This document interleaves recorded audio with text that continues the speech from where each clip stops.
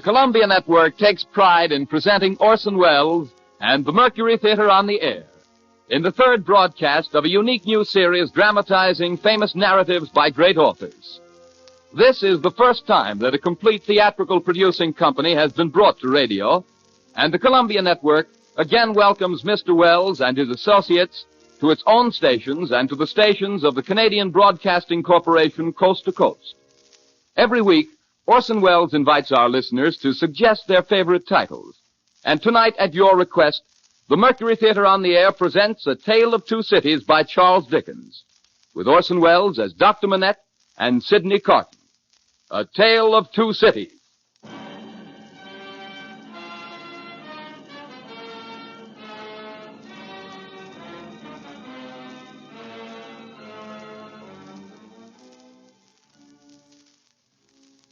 Paris, 1767. I, Alexander Manette, unfortunate physician, write this melancholy paper in my doleful cell in the Bastille. Hope has quite departed from my breast. I write these words with a rusty iron point, dipped in scrapings of soot and charcoal from the chimney, mixed with blood. One cloudy night, 10 years ago, I was walking along the quay by the river. Dr. Manette. Dr. Manette. That is my name. Dr. Manette, formerly of Beauvais. I am that Dr. Manette. Will you please to enter the carriage, Dr. Manette? Gentlemen, pardon me, but I usually inquire who does me the honor to seek my assistance. Doctor, your clients are people of condition enough. Will you please to enter the carriage? They were armed, and I was not. I got in silence. We left the streets behind, through the north barrier, onto a country road, and presently stopped at a solitary house. I saw that the two men were brothers. My brother. What? In an upper room, I found a patient in a high fever of the brain lying on a bed. She was a woman of great beauty and young, certainly not past 20. Her hair was torn and ragged, and her arms were bound to her side. My husband, my father, my brother. 1, 2, 3. How long has she 4. lasted? It's about this hour last night. She has a husband, a father, and a brother? A brother. You are not her brother? I am not. My brother. 1, 2, 3, 4, 5. There is another patient. You had better see. Come. 7, 8, 9. In a back room on some hay on the ground lay a handsome boy of not more than 17. His wound was a sword thrust, received from 20 to 24 hours before. He was dying fast. How was this done, monsieur? Crazed young common dog, a peasant, forced my brother to draw on him, and has fallen by my brother's sword, almost like a gentleman. The boy's eyes moved slowly towards me. Have you seen her, Doctor? I have seen her. She is my sister, Doctor. She was a good girl, married to a good young man, too. One of his tenants. We are all tenants of his. But the Marquis of Saint-Amand saw her, and what do you think they did? He and his brother. You know, Doctor, that is among the rights of these nobles to harness us common dogs to carts and drive us. They so harnessed my sister's husband and drove him all day, and all night kept him on the grounds in the unwholesome nights, quieting the frogs so that their noble sleep might not be disturbed. And then back in the harness in the day. Taken out of harness one day at noon to feed, if he could find food. He sobbed 12 times, once for every stroke of the bell, and died on her bosom. Then, when her husband was dead, that man took her away. I saw her pass on the road. I tracked him here, and last night I climbed in. A common dog, but a sword in my hand. I made him draw and fight with me. Common dog though I am. Where is he? He is not here. Marquis of Saint-Amand, In the days when all these things are to be answered for, I summon you and yours to the last of your bad race to answer for them. I mark this cross of blood upon you as a sign that I do it. He put his hand to the wound in his breast, and with his forefinger drew a cross in the air. He stood for an instant with a finger yet raised, and as it dropped, he dropped with it, and I laid him down, dead. My husband, my father, my brother. I One, returned to the bedside of the girl.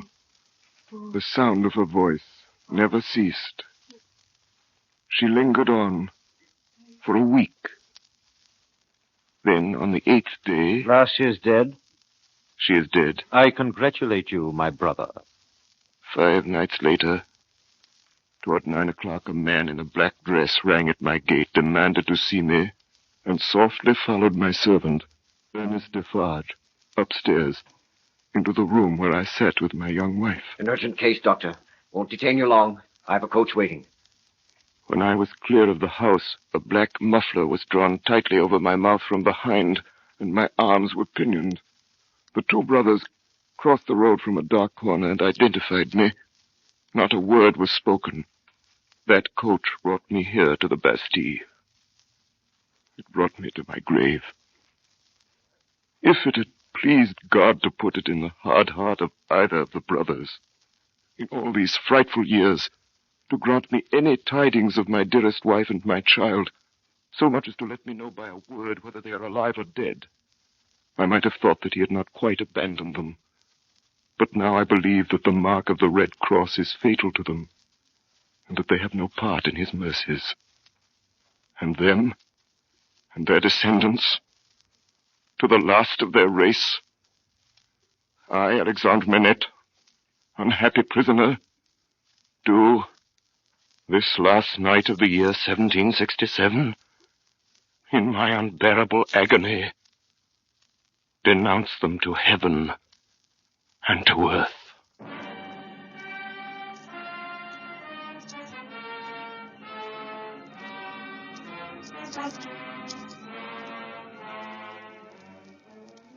The words are written in scrapings of soot mixed with blood, on scraps of crumbling paper. There they lie, hidden away in the solid stone, year after year. Now in the North Tower, cell number 105 is heard all day, a low, hammering sound. The sound of an old man making shoes in the dark.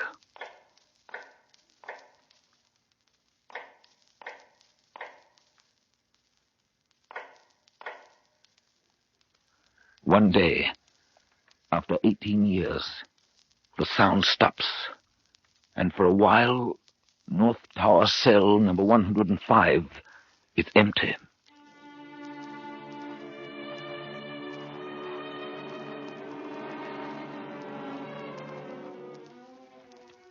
My name is Jarvis Lorry. Most of the characters in this history are people whom I first encountered in the course of business on behalf of Tellson's Bank, London and Paris, of which I have been for many years a partner. This is a history of events that took place in London and across the Channel in France in the terrible years immediately preceding and during the Great French Revolution. 1785, the Dover Road. What o'clock do you make it, Joe? 10 minutes good past 11. My blood, and the Dover coach not atop a shooter's hill yet. Hey, Joe. What do you say, Tom? I see an horse at a canter coming up, Joe. I see a horse at a gallop, Tom. Gentlemen, in the king's name, all of you. Hello! You there! Stand the right fire! Is that the Dover Mail? Never you mind what it is. What are you? Is that the Dover Mail? What do you want to know? I want a passenger if it is. What passenger? Mr. Jarvis Lorry. Gentleman of the name of Lorry. Answer straight. Yes, what is it? Does somebody want me? Mr. Lorry, What's the matter? dispatch sent after you from over yonder. Johnson and Company. He can come close, guard. There's nothing wrong. I hope there ain't. Hey, you. Come in at a footpace. Let's have the dispatch. Here it is, Mr. Lorry. Thank you. Guard, there's nothing to be afraid of. I belong to Tellson's Bank in London. I'm going to Paris on business. Now read this. If so be as you're quick, sir. Wait For Miss Manette at Dover. You see, guard, it's not long. Messenger. Yes, sir. Take back my answer to London. Here it is. Recalled to life. Recalled to life? Yes, Mr. Lorry. Good night.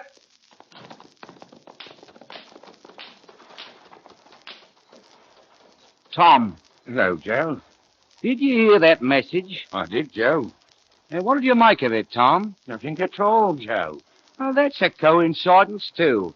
Well, that's just what I made of it myself.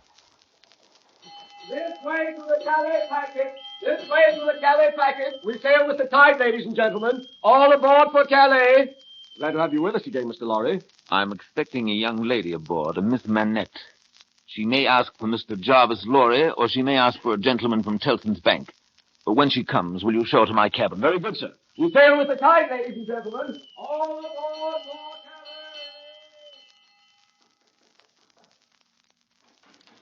Miss Manette? Sit down, if you please. Thank you.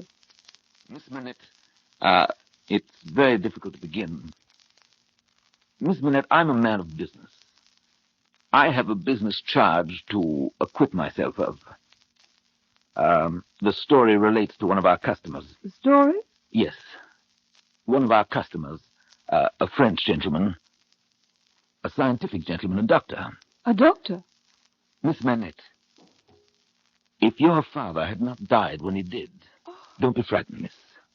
As I was saying, if Monsieur Manette had not died, if he had suddenly and silently disappeared, if he had been spirited away to some dreadful place, then the history of your father would have been the history of this unfortunate gentleman, the Doctor of Beauvais. I entreat you to tell me more, sir. I will, I'm going to. Can you bear it? I can bear anything but this uncertainty. Miss Manette, your father has been found in the house of an old servant in Paris. We're going there. He is alive.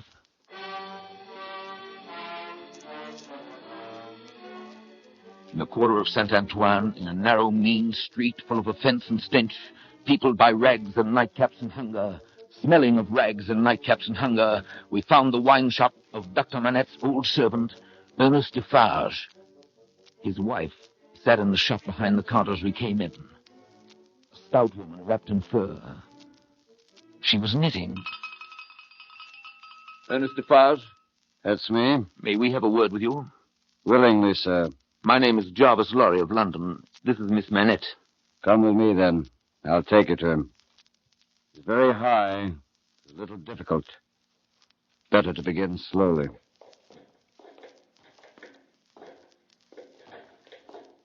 Is he always alone, then? Yes, His own desire? of necessity. He is greatly changed. Changed?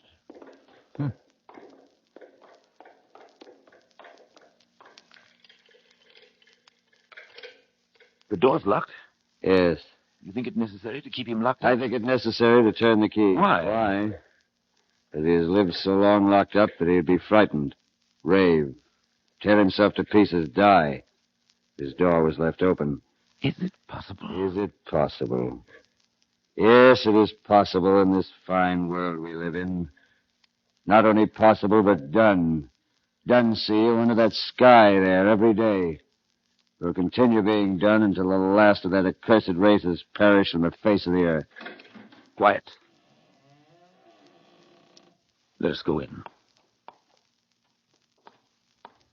I'm afraid of it. Of it? What? I mean of him, of my father.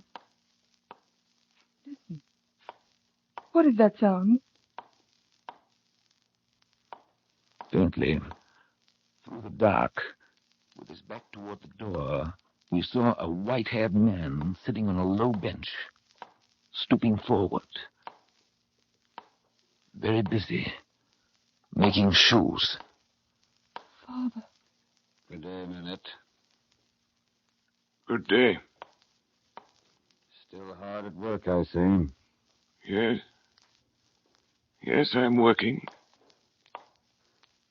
I want to let in a little more light here. You can bear a little more? Well, what did you say? You can bear a little more light? I must bear it. If you let it in. You have a visitor, Manette. What did you say? Here is a visitor. Show him the shoe you're working at. Take it, monsieur. Now tell monsieur the maker's name. I forget what it was you asked me. The maker's name. Did you ask me for my name? Yes, I did. 105 North Tower. Is that all? 105 North Tower. At that moment, his eyes caught the skirt of Lucy's dress. He raised them and saw her face. What is this? You're not the jailer's daughter. No. Who are you? Who are you? She sat down on the bench beside him. Her golden hair, which she wore in long curls, had been hurriedly pushed aside and fell down over her neck. Advancing his hand, little by little, he took it up and looked at it. It is the same. How can it be? When was it? She laid her head upon my shoulder that night when I was summoned out. She had a fear of my going. Or was this? Was it you? Was it you? No, you're too young. It can't be. Can't be. You're too young, too young, too young. Mr. Lorry, Dr. Manette is, for all reasons, best out of Paris. Best out of France. The next morning, we left for London. As we drove off, we left Monsieur and Madame Defarge standing on the doorstep looking after us. There was that same look of secret, dangerous anger in their faces that I had seen before. Madame Defarge was still knitting.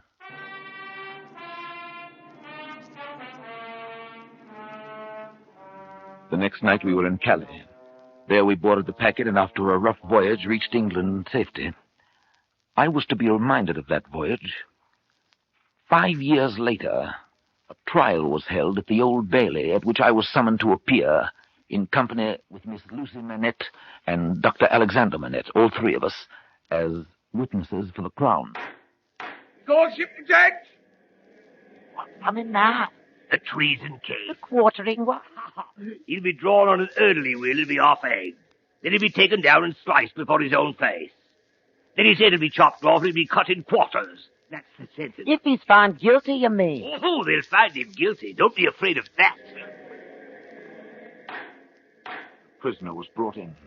A young gentleman of about 25, well-grown and well-looking. He was very pale. For a moment his eyes turned to where we sat.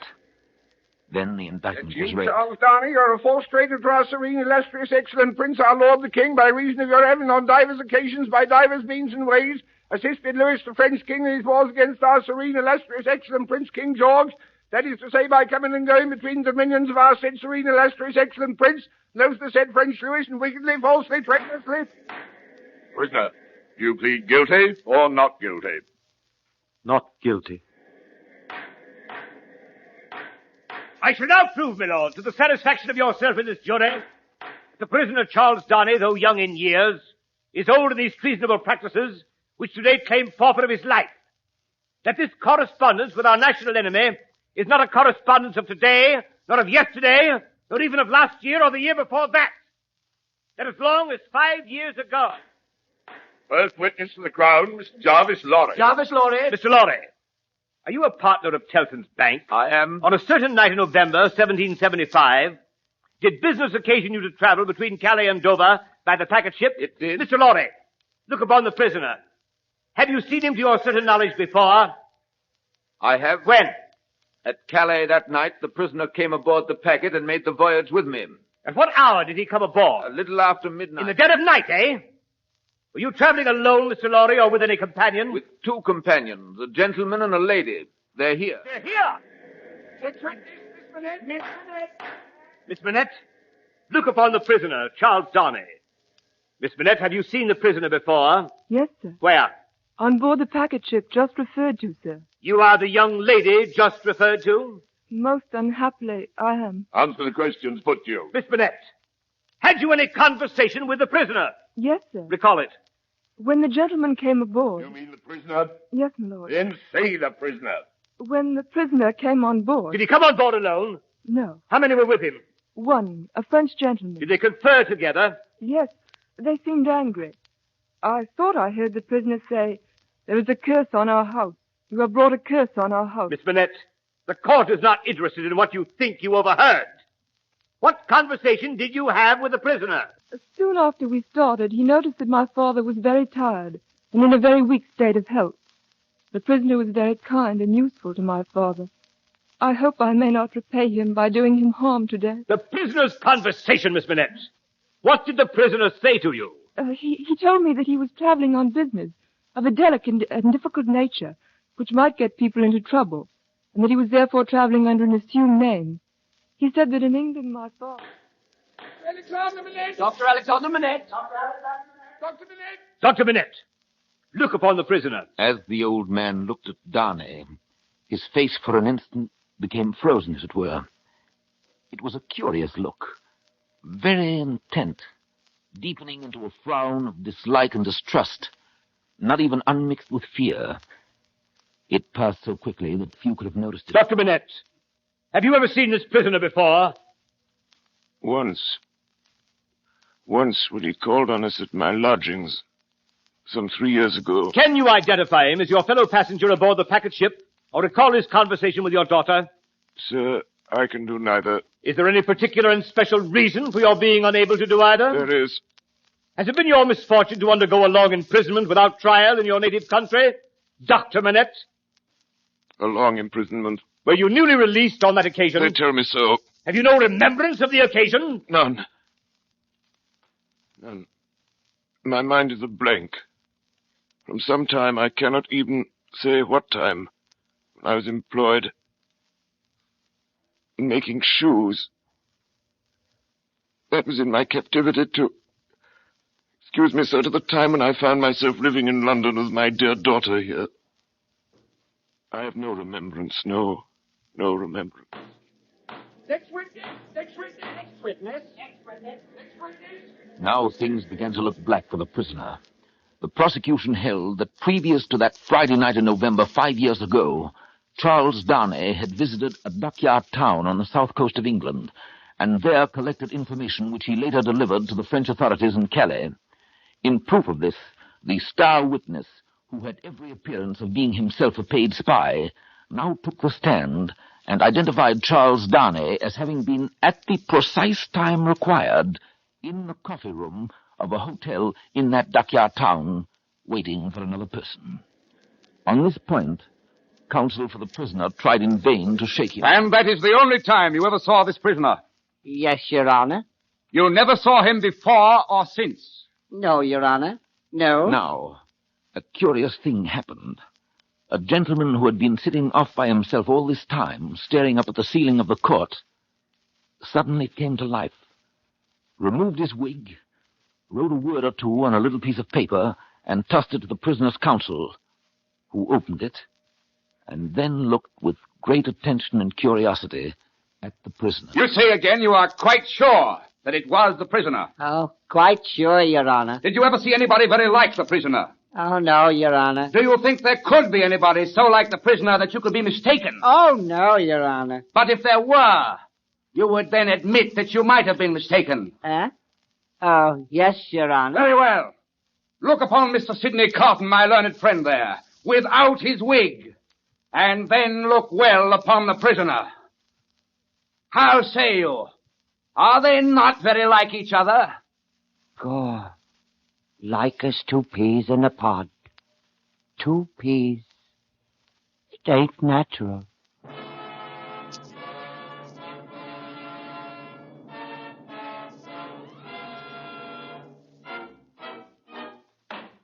Gentlemen of the jury, do you find the prisoner Charles Darnay guilty or not guilty?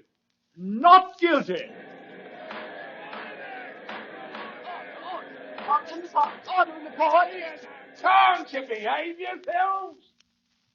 The lights were nearly all out in the passages as I left the court with the prisoner, Charles Darnay. There, leaning against the wall in the dark, stood Sydney Carton. There was wine on his breath. Oh, Mr. Lorry. Men of business may speak to Mr. Darnay now. Sir, we men of business are not free. I know. Don't be upset, Mr. Lorry. You're as good as another, I have no doubt. Better, I dare say. Indeed, sir. I really don't know what you have to do with the matter. If you'll excuse me for saying so, I really don't know that it's any of your business, Mr. Carton. Business? Bless you, I have no business. It's a pity you haven't, sir. I think so, too. If you had, perhaps you would attend to it. Lord love you, no. I shouldn't. Mr. Darnay, good night. God bless you, my boy. I hope you've been this day preserved for a prosperous and happy life. Thank you, sir. Good night. Good night, my boy. Good night. Mr. Darnay. Yes? Mr. Darnay, this is a strange chance that throws you and me together. It must be a strange night to you, standing alone here with your counterpart on these street stones. I hardly seem yet to belong to this world again. I feel quite faint. Then why the devil don't you dine? Let me show you the nearest tavern to dine well at. Come on.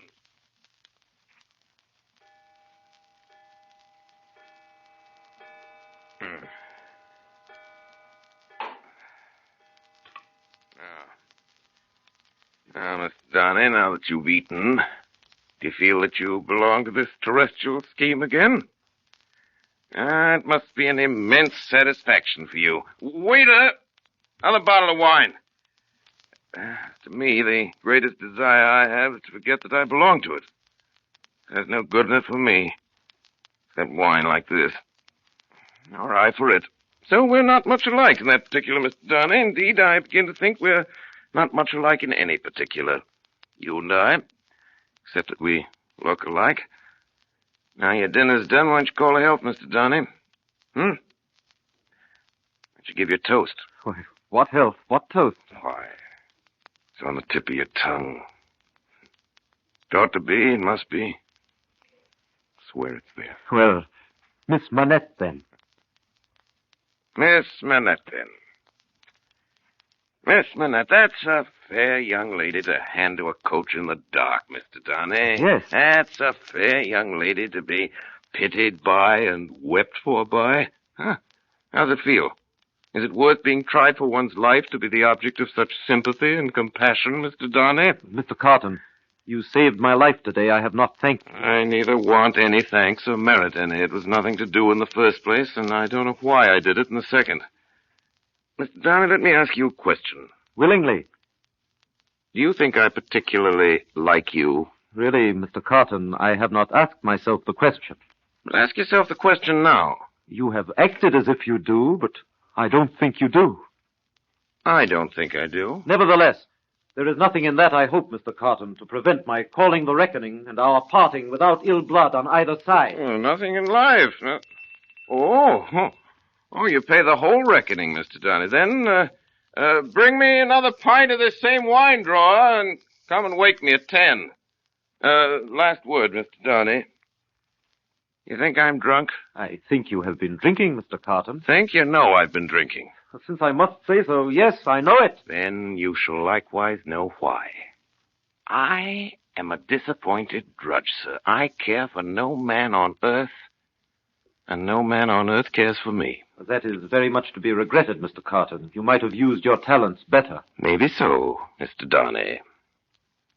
Maybe so, maybe not. But don't let your sober face elate you, however. You don't know what it may come to. Good night, Mr. Darnay.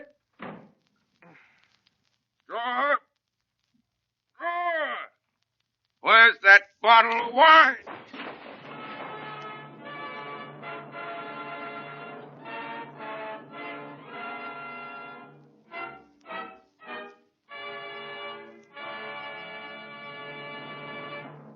You are listening to the Columbia Network's presentation of Orson Welles and the Mercury Theater in Charles Dickens' Tale of Two Cities.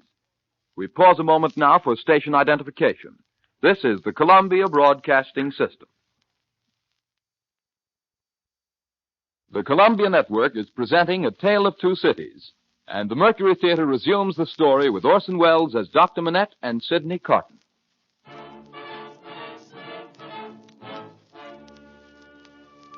The years pass.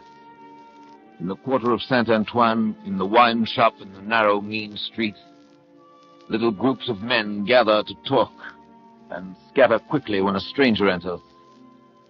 Madame Defarge still works at her knitting. You knit with great skill, Madame Defarge. I am accustomed to it. A pretty pattern. You think so? Strange, too. It looks like many names knitted there. But that can't be. No, that can't be. May I ask what it's for? Pastime? Not for use. That depends. I may find a use for it one day, who knows? If I do, well, I'll use it. Madame Defarge. Yes? I have news that may interest you. News from England. Dr. Manette. Yes? I perceive you know the name. Yes. His daughter, Miss Manette, is going to be married in England. There is a curious thing about this marriage. Yes? What it comes to is this. Miss Manette, daughter of Dr. Alexander Manette, is going to marry the Marquis de Saint-Evremond. Oh, I perceive you know that name, too. Yes. In England, of course, he does not go under that name. He is called Mr. Charles Darnay. Mr. Charles Darnay. Defarge. Yes? What is it? Is it true, do you think, what he said of Mademoiselle Manette? If it is. If it is true, then when our day does come, I hope for her sake destiny will keep her husband out of France. Her husband's destiny will take him where he is to go, and will lead him to the end that is to end him. That is all I know. Madame Defarge sits there knitting names into a scarf. Noble names. Lausanne, Lamballe, Guise, Saint-Evremond. Darkness is closing around. And then comes the ringing of the church bells. She sits knitting.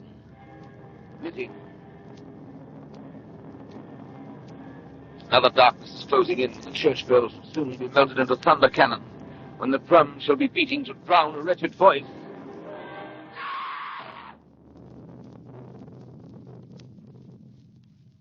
And Madame Defarge, at the foot of a structure yet unbuilt, will sit knitting, counting dropping heads. London, 1789.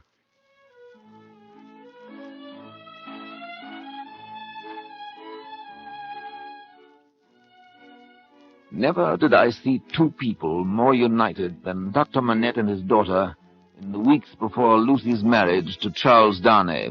Are you happy, my dear father? My child, I never thought I should live to know such happiness.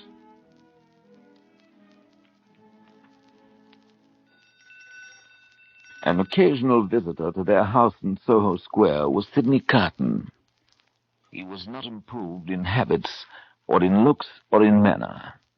His air of debauchery was as if, even more pronounced, and it seemed to me that he was behaving with even less delicacy than usual when he presented himself one afternoon, only a few days before Lucy's marriage, and asked to see Miss Manette alone. He was shown upstairs. Miss Manette, will you hear me? Yes, Mr. Carton.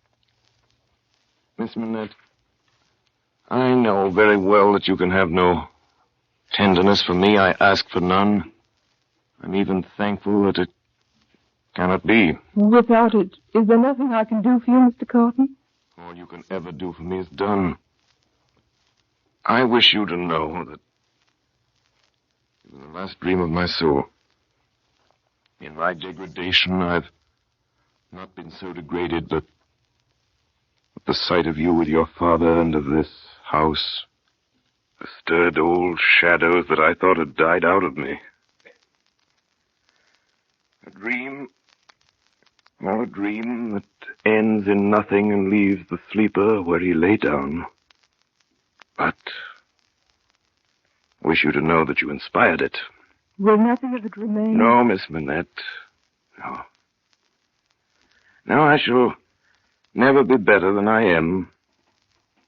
I'm like one who died young. All my life. Might have been. Don't be afraid. I'll never refer to this again, only in the hour of my death I shall hold sacred this one good remembrance. That my last avowal of myself was made to you, and that my name and faults and miseries were gently carried in your heart. Do you believe this of me, Miss Manette? I do. And this, too, believe. For you and for any dear to you, I would do anything. Remember sometimes. Remember that there is a man who would give his life to keep a life you love beside you. Goodbye, Lucy. Goodbye.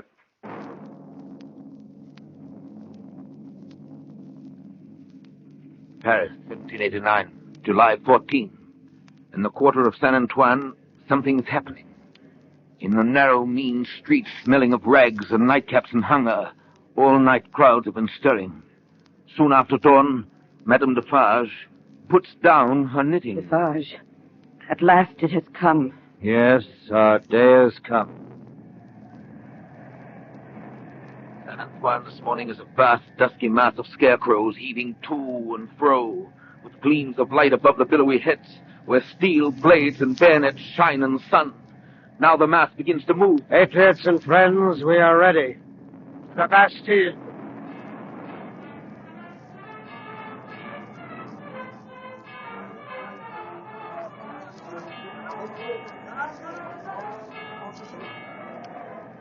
The living sea rises, wave on wave, depth on depth, overflowing the city. After 2 hours, a white flag from within the fortress. The sea rises wider and higher, over the lower drawbridge, past the massive stone outer walls, in among the 8 great towers surrendered.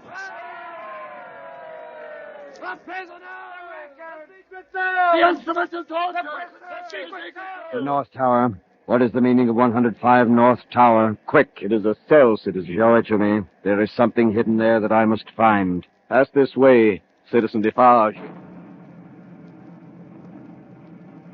3 years go by.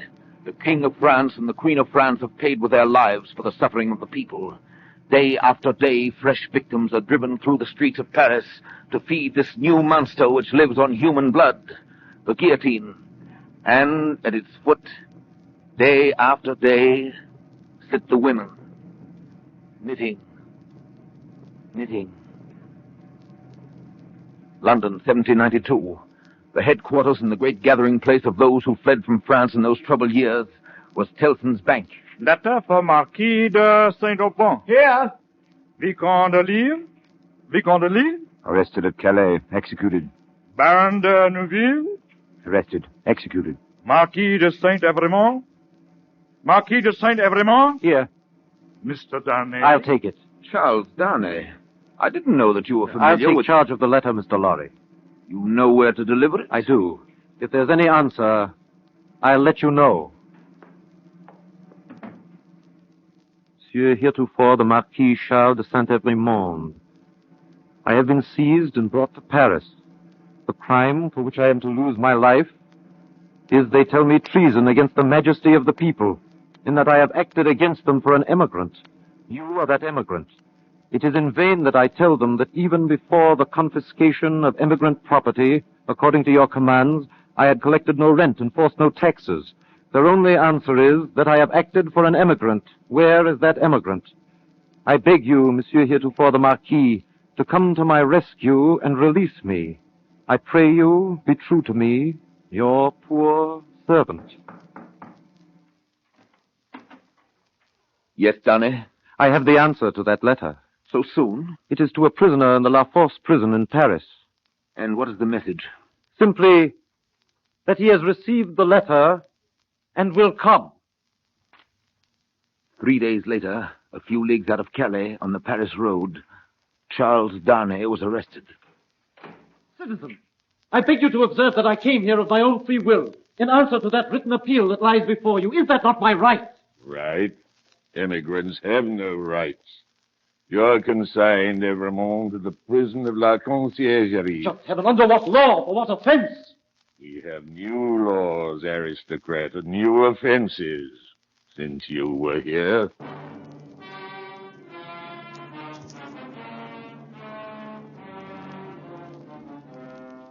News reached London through a secret agent of Tellson's bank that Charles Darnay was in prison, in danger of death. 3 days later, we were in Paris. Lucy with her child and Dr. Manette. Come in. Good evening, citizen. Do you know me? I've seen you somewhere. Perhaps at my wine shop. I noticed standing in the door a heavily built woman, silently knitting. Madame Defarge? Yes. That she may be able to recognize the faces and know the person. It is for their safety. Mr. Lawrence. Lucy, this man has a letter for you from Charles. Oh, thank you. Dearest, take courage. I am well, and your father has influence around me. You cannot answer this. Kiss our child for me. Is that his child? Yes, madam. This is the prisoner's little child. It is enough, my husband. I have seen them. We may go. Oh, Madame. Yes, aristocrat. Madame, you will be good to my husband. You will help him to see me to see him if you can. What is it that your husband says in that little letter? Influence, no. He says something about influence. He says... Perhaps it will release him. As a wife and a mother, I implore you to have pity on me. My husband is innocent. The wives and mothers we have been used to see have not been greatly pitied. All our lives we have seen our women suffer. Poverty, hunger, thirst, sickness, misery. We have seen nothing else. We have borne this a long time. Is it likely the trouble of one wife and mother would be much to us now? Goodbye, aristocrat.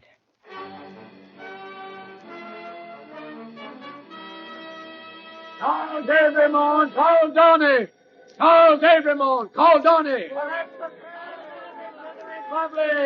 Prisoner, is it true that you have lived many years in England? That is true. Then you are an immigrant? No, citizen judge. Prisoner, why did you return to France when you did? I returned to France on the written entreaty of a French citizen to save a French citizen's life.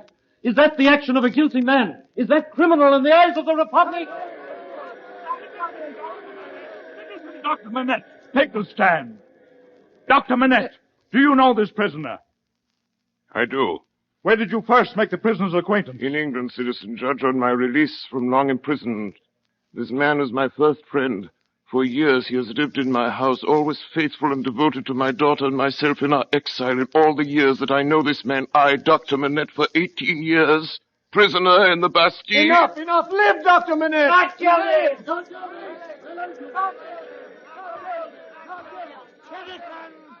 Citizens! Wait! This prisoner has been denounced for a crime against the Republic. Before this prisoner is released, I demand in the name of the Republic that this denunciation be read aloud. Why wait? Charles Everyman called Darnay, suspected and denounced enemy of the Republic, aristocrat, one of a family of tyrants, one of a race proscribed. Charles Everyman called Darnay, in right of such proscription, doomed to die. Was the accused denounced openly or secretly? Openly, President. By whom? 3 voices. First, Ernest Defarge, wine vendor of Saint Antoine. Good. Second, Thérèse Defarge, his wife. Good.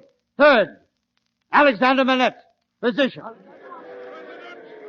I protest this is a forgery and a fraud. The accused is the husband of my daughter, who says that I denounced the husband of my child. Citizen Manette, be still. If the Republic should demand of you the sacrifice of your child, you would have no duty but to sacrifice her. Be silent. On the 14th of July, 1789, at the taking of the Bastille, a paper was found by Citizen Ernest Defarge, concealed between two stones in the chimney of a cell known as 105 North Tower. The writing is the writing of Dr. Manette. I, Alexander Manette. I, Alexander Manette, unfortunate physician, write this melancholy paper in my doleful cell in the Bastille. Hope is quite departed from my...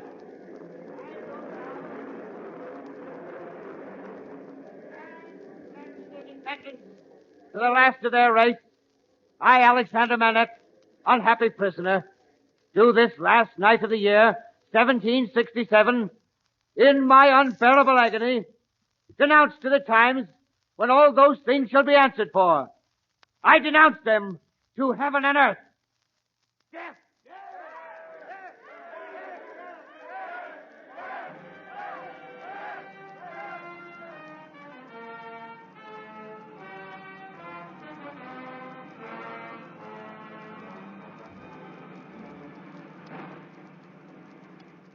All day tumbrils go through the streets, feeding the guillotine, and at its foot, splashed with blood, sit the women knitting late into the night, counting dropping heads.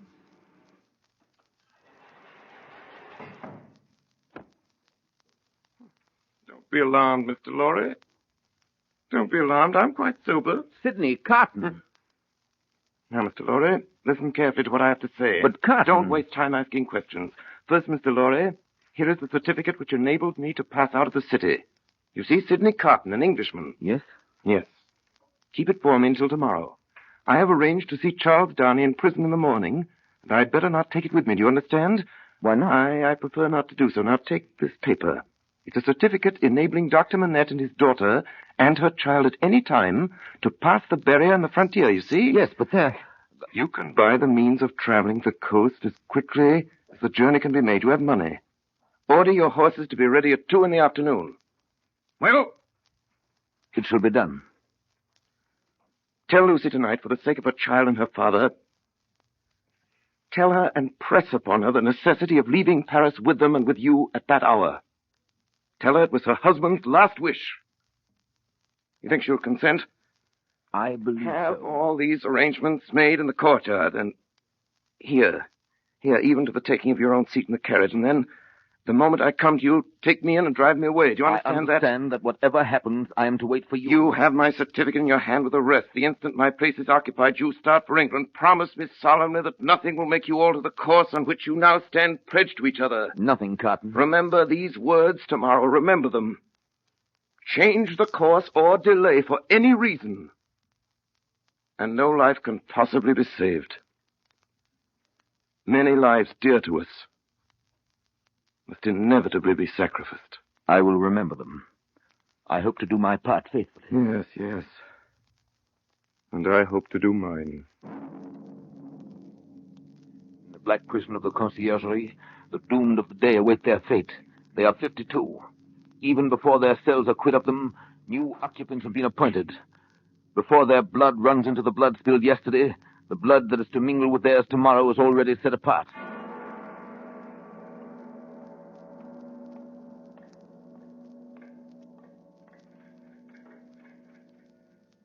Is this the one? Yes, this is the one.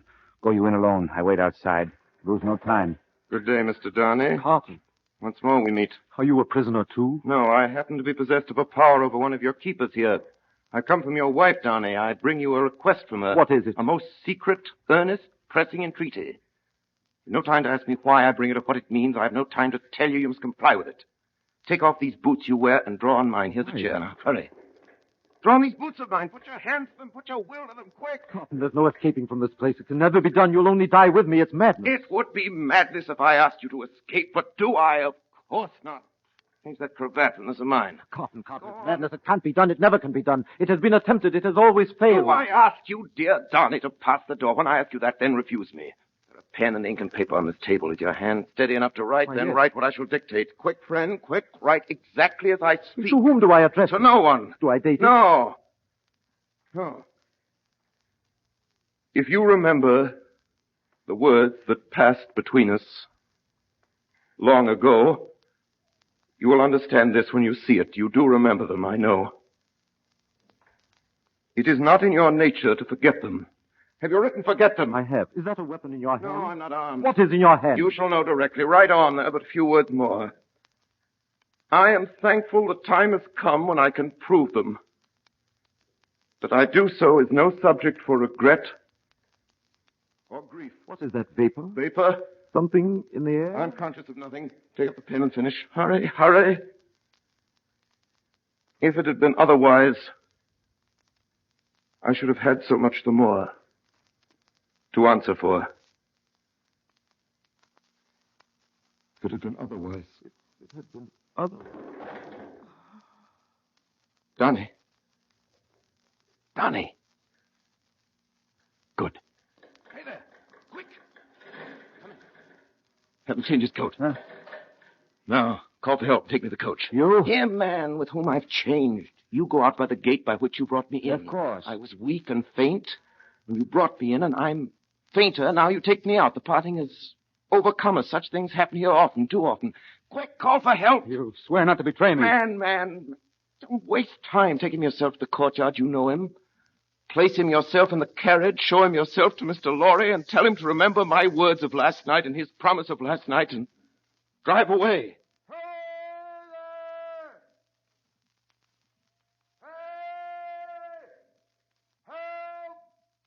Man fainted!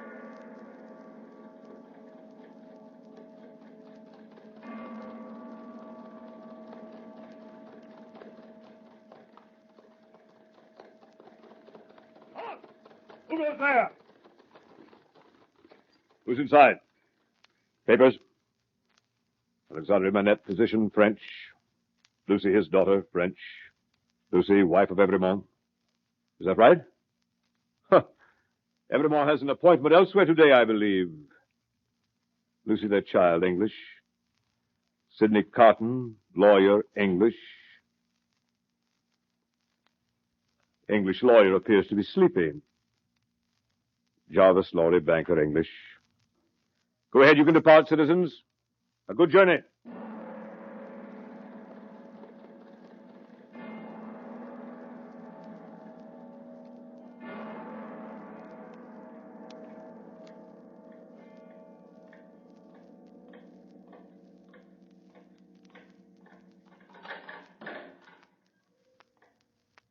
Follow me. Evermore. I'm ready. Down, Abramo! Which is Abramo? There at the back there, next to the girl. Down, everyone. To the guillotine!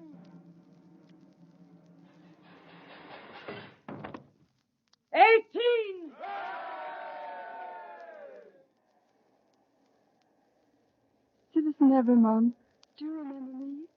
I'm the poor little seamstress who was with you in the prison. Huh? Oh, true, I forget. What were you accused for? Plot. Is it likely? Who would think of plotting with a poor little weak creature like me? 19!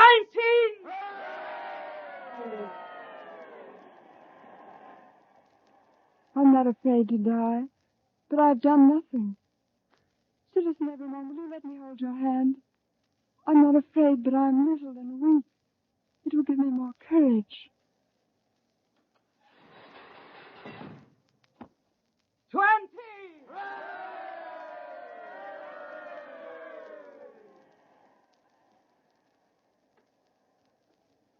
Keep your eyes upon me, dear child. Keep your eyes on me. Mind nothing else. I'll mind nothing when I hold your hand. I shall mind nothing when I let it go. If they are quick. They'll be quick. Never fear. 21!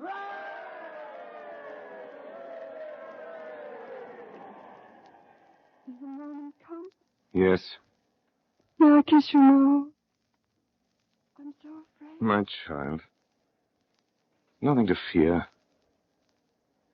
I see these men around me, long ranks of the new oppressors who've risen on the destruction of the old, perishing by this same instrument of retribution before it shall cease out of its present use.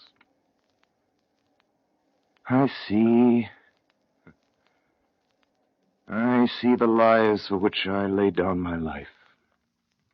Peaceful, useful, prosperous, and happy in that England which I shall see no more. You know, I see her father restored and faithful to all men in his healing office and at peace. I see her at this moment with a child upon her bosom who bears my name. And I hear her tell the child my story with a tender and a faltering voice. Number 22. Goodbye, little one. Goodbye.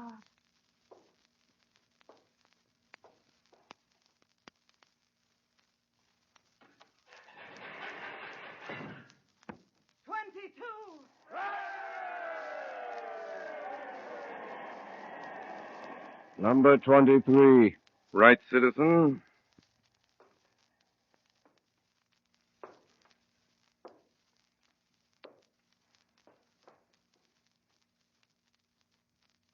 It is a far, far better thing that I do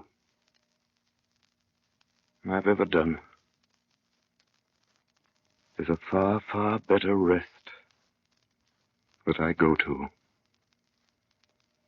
than I have ever known.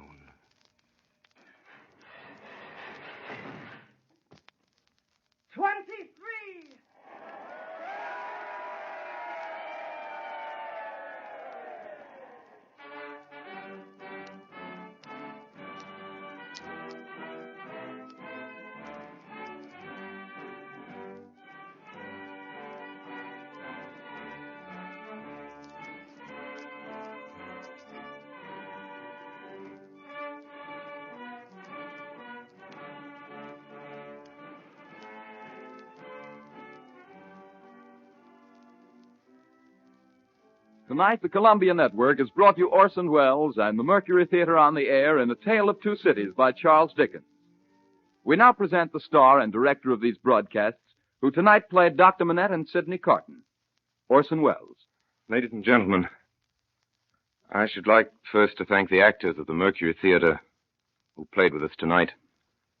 Among them were Martin Gable as Mr. Laurie, Ray Collins as the prosecutor, Edgar Berrier as Charles Darnay, Frank Reddick as Defarge, Eustace Wyatt as the clerk and the judge, Kenneth Delmar as the counselor for the defense, Betty Gard as Madame Defarge, Erskine Sanford as the president, Mary Taylor as Lucy Manette. Tonight's production was done at your request, and we intend to choose later works in this series on the basis of your letters to us.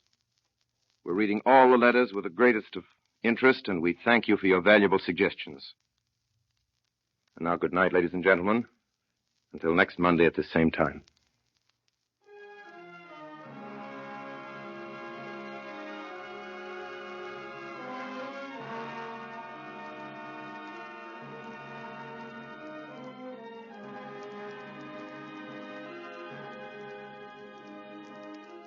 Tonight's production by the Mercury Theater on the air was heard on both the CBS network and through the stations of the Canadian Broadcasting Corporation. Bernard Herrmann conducted the music, and Davidson Taylor supervised for the Columbia Network. Ann Seymour speaking. This is the Columbia Broadcasting System.